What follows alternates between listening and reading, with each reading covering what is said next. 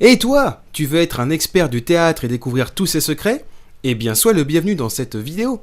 Dans ce programme court intitulé Le Petit Comédien, tu vas apprendre quelques termes et expressions liés au monde du théâtre.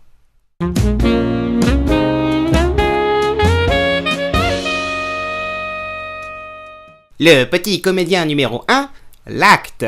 Dans son organisation, une pièce de théâtre est divisée en plusieurs actes. Il en existe 3, comme il peut en exister 5 dans le théâtre classique français. Un acte peut se définir comme ceci. Une partie de la pièce qui marque les éléments importants de l'action. Bien entendu, c'est aussi la même chose pour l'opéra. À l'origine, la longueur d'un acte correspondait à la durée de vie des bougies disposées pour éclairer une salle.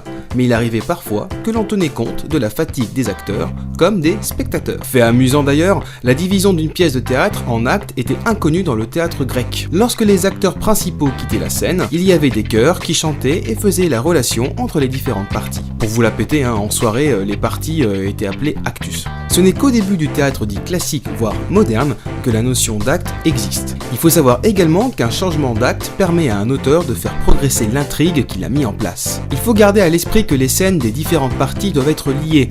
La présence d'un personnage est donc primordiale pour apporter un élément nouveau lorsqu'un acte commence à se terminer et qu'un autre est sur le point de commencer. Pour terminer, 2 actes sont séparés par un entr'acte qui est une petite période de pause où la pièce est interrompue. Mais là aussi, nos amis grecs ne connaissaient pas cette notion.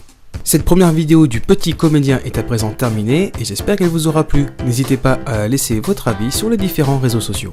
A très vite!